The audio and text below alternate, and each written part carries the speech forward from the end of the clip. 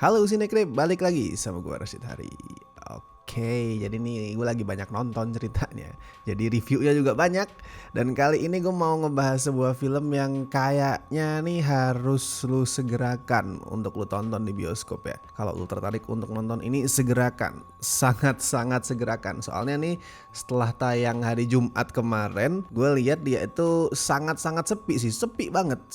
Jauh lebih sepi daripada di luar dugaan gue. Sehingga layarnya tuh juga udah mulai dipangkas karena you know lah bioskop kita tuh cenderung sadis ya. Kalau mau mangkas layar langsung harus lu segerakan kalau mau nonton. Yaitu ada film terbarunya Andrew Garfield dan Florence Pugh yang berjudul Believe in Time. Ini bukan adaptasi kisah nyata, bukan adaptasi novel. Jadi ini adalah film original dan itu buat gue adalah sesuatu yang udah jadi poin plus karena zaman sekarang tuh sudah semakin banyak nih film-film yang isinya adaptasi. Film original tuh kayak semakin tergerus gue lihat. Jadi film-film ori seperti ini yang bukan dari novel, bukan dari true story or whatever itu harus dan layak untuk diapresiasi. Nah, tapi apa yang menarik dari Believe in Time? Well, sebelum gue masuk ke filmnya, nih gue mau sedikit ngalor ngidul sedikit nih. Tapi ini nyambung kok sama filmnya, tenang aja. Ini kan romance ya, ini adalah film romance.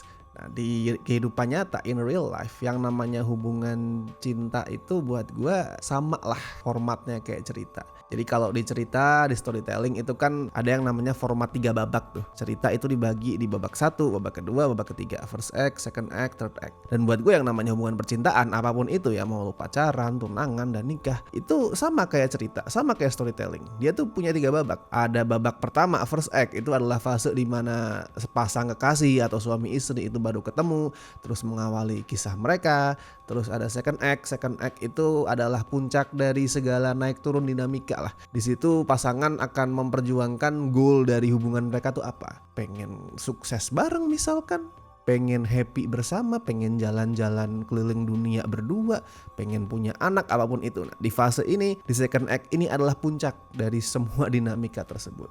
Nah, terus ada third act. Kalau di storytelling itu adalah konklusi. Nah, kalau di hubungan itu adalah akhir, di mana hubungan itu berakhir. Berakhirnya apapun ya alasannya, mau itu karena emang putus, karena cerai, atau in natural way. Udah nikah, salah satu pasangan meninggal. Nah, Believe in Time menampilkan itu. Menampilkan gimana hubungan percintaan itu sebenarnya sama kayak storytelling. Tapi cara dia bercerita nggak linear. Dia tuh non-linear alurnya. Dan karena non-linear itu ya, karena lompat-lompat alurnya, kita tuh kan jadi nggak ngikutin proses karakternya itu setahap demi setahap, satu langkah tuh enggak, kayak jadi satu. Nah, makanya pada saat gue nonton Believe in Time tuh gue kayak lagi ngeliat lukisan di atas kanvas yang menggambarkan semuanya itu di satu waktu, langsung menyeluruh utuh di hadapan gue. Dan buat gue nih, walaupun itu bukan approach storytelling yang baru ya, yang bener-bener fresh tuh enggak, tapi tetap menarik. Itu punya kekuatannya sendiri. Di saat 3 fase yang gue sebut tadi ya, awal, tengah, akhir, itu bukannya disampaikan secara berurutan tapi dijadiin satu, langsung semuanya itu numpuk di satu kanvas. Emosi yang dirasain jadi beda, nggak kayak gue nonton film romance pada umumnya. Jadi di sini 2 karakternya adalah Tobias yang diperanin Andrew Garfield sama Almut yang diperanin Florence Pugh. Tobias itu kerja di perusahaan sereal, sedangkan si Almut ini adalah chef, punya restoran yang udah berbintang Michelin. Jadi itu kayak berlawanan banget. Tapi bukan berarti mereka berdua susah buat bersatu. Mereka tuh selalu bisa menemukan jalan tengah lah. Bahkan di saat tujuan mereka itu beda banget. Karena si Tobias ini ngerasa kalau apapun hubungan yang mereka jalani ini, mau mereka nantinya nikah atau tetap pacaran, dia tuh pengen punya anak. Sedangkan si Almut nggak pengen. Itu kan beda banget ya. Itu adalah goal yang sangat-sangat berlawanan. But still mereka berdua tetap bersama. Nah, ini penting nih buat lo lihat nih. Apalagi mungkin misal ada pasangan yang baru jadian atau baru nikah atau berniat untuk membangun hubungan. Ini penting nih. Apa yang dikasih lihat Believe in Time itu adalah salah satu kunci utamanya. Kompromi. Kompromi itu bukan berarti lu punya keinginan terus kemudian lu sepenuhnya ngalah dan menyerah sama keinginan itu tuh enggak. Kalau itu mah bukan kompromi, itu namanya menyerah. Kompromi itu adalah lu tetap menjaga keinginan lu, tapi di saat bersamaan lu juga mempertimbangkan apa yang dirasain sama pasangan lu. Dan nantinya kalian berdua mikir bareng nih, oh kamu inginnya gini, aku inginnya gitu. Jadi enaknya jalan tengahnya gimana? Biar kita berdua itu sebisa mungkin sama-sama puas dan gak ada yang tersakiti. Walaupun agak susah ya kalau sama-sama puas, tapi minimal gak 100% kecewa. Itu kompromi. Nah, Believe in Time adalah film soal berkompromi dalam hubungan. Nah, satu nih yang gue suka. Film romance sekarang, gue bilang sekarang ya sekitar 2000, mungkin 2020-an, 2015-an kesini, itu kan makin beda ya sama romance dulu. Kalau romance dulu ya udah sesimpel nama genrenya, romance tentang dua orang memadu kasih, that's it. Nggak semuanya seperti itu, tapi mostly kayak gitu, sesederhana itu. Nah, kalau sekarang kan udah mulai berkembang fungsinya.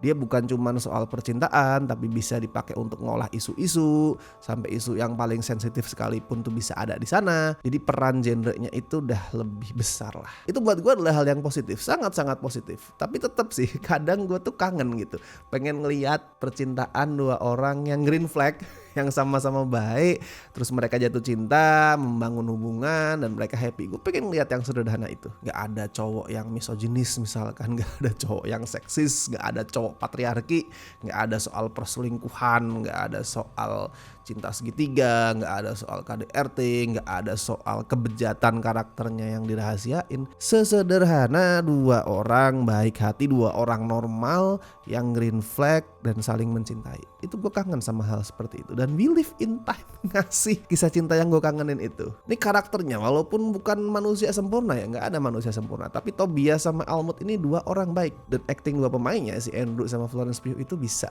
menekankan kesan baik itu loh. Andrew Garfield nih sebagai Tobias itu yang kadang-kadang agak awkward, agak canggung, agak nutupin perasaannya. Terus si Florence Pugh sebagai Almut yang lebih blak-blakan, yang omongannya tuh kadang lebih nyeleneh, lebih semaunya sendiri. Gue suka ngelihat mereka berinteraksi karena natural. Ini dua aktor yang bisa menjalani adegan seperti apapun dengan natural, bisa ngomong dialog kayak gimana pun dengan alamiah, nggak kayak dibikin-bikin. Dan chemistry mereka juga kuat, manis. So pada saat gue ngelihat dua karakter utamanya ngobrol, bermesraan, tuh gue bener-bener yakin kalau yes, ini pasangan yang emang jatuh cinta. Sayangnya sekuat apapun cinta pasangan ini, mereka tetap nggak kuasa buat mengalahkan kanker ovarium yang menjangkiti si Almut. Nah, dari situ alurnya mulai pakai format non-linear yang terus lompat-lompat di 3 fase ya, kayak tadi gue jabarin. Fase pertama mereka baru ketemu, terus fase ketika mereka itu akhirnya memutuskan buat pengen punya anak dan berusaha untuk punya anak, dan fase ketiga tuh yang sekarang pas si Almut itu didiagnosa punya kanker. Ya kayak tadi gue bilang lah, sekali lagi karena alurnya tuh non-linear, gue tuh jadi kayak ngeliat ya itu lukisan di atas kanvas yang semuanya itu secara bersamaan jadi satu, digambarin, dipotret di situ. Jadinya penonton itu bisa dengan mudah tuh dapet gambaran lengkap soal dua karakter utamanya. Mungkin kalau misalkan linear akan lebih sederhana emang, karena lu nggak perlu memilah-milah ini zaman kapan nih, ini pas mereka umur berapa. Tapi kan emosi yang dimunculin itu jadi apa ya? Jadi nggak muncul secara bersamaan gitu. Jadi kayak gantian. Oh, awal manis-manis ya seperti ini emosinya.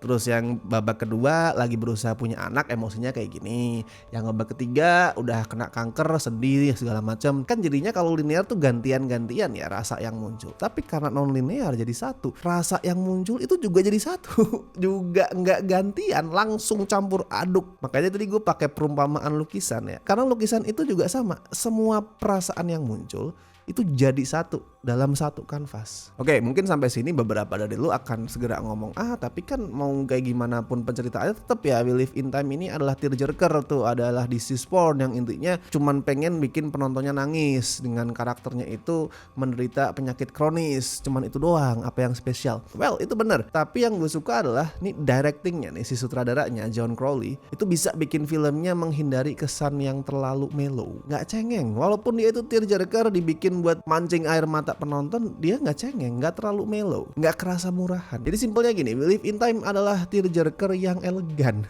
Simpelnya seperti itu, gampangnya kayak gitulah. Karena daripada maksa penonton buat nangis atau ngemis-ngemis air mata kita ya, filmnya tuh malah memperindah momen-momen emosional dia. Dalam arti gini, kalau misalkan tearjerker yang biasa ya nggak memperindah nih, karakternya sakit nih misalkan, ending tuh mau mati gitu, ya udah kan, sakit, terus pegangan tangan sama pasangannya, terus jangan lupakan aku, terus sama-sama saling nangis, musiknya itu orkestra yang mendayu-dayu mengharu biru gitu. Itu yang biasanya terjadi di Tearjerker kan. Di sini enggak. Lebih cantik adegannya, lebih puitis, lebih metaphorical, simpelnya gitu. Nanti lu lihat aja lah. Lu akan paham yang gue maksud di saat lu sampai di mendekati akhir, terus karakter-karakternya itu main ice skating di sebuah ice rink. Itu lu akan tahu yang gue maksud dengan memperindah, mempercantik momen emosional. Alright, kalau skor buat We Live in Time, oke, gue kasih 7,5 dari 10.